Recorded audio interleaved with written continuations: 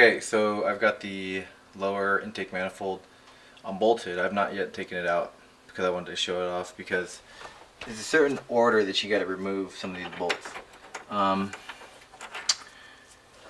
The corners of these bolt holes right here are these hex head, or hex heads. They're kind of hex head screws. They're number 6. You got to get some, not necessarily specialty, but you got to get number 6 head hex head screws, I'm sorry, bolt. I can't even talk today. Yeah, number 6. You gotta get one of those, and then between those, the corners, because they're all in the corners for those ones, but between those there are actually just regular friggin' bolts that you can find at any kind of hardware store. But they actually have these little washers. I think that's more of a vibration separation type thing. And then those are actually in the interior with these studs. You can see them right here. Well, we can't see that stud, but studs right here. There is a certain way you got to remove them. Definitely refer to the Nissan spec to remove these in proper order. I'd just make sure, I guess, you don't warp the piece at all.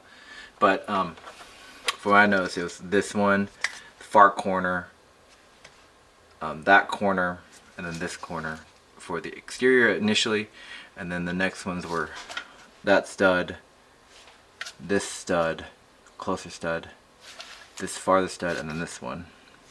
And don't quote me on that. I would prefer you guys to look at that up on your own.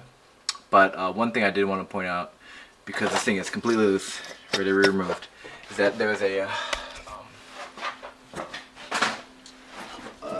connector back there that I actually just removed. You can see it right there. It attaches to this lower intake manifold that has two 10mm bolts. It actually has a gasket sealant in there.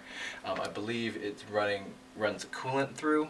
I don't know, but there was a gasket material, RTV silicone in there to help watertight it.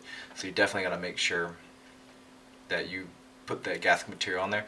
Two small 10mm bolts. I've got them in the tray here, but you got to make sure you get those removed.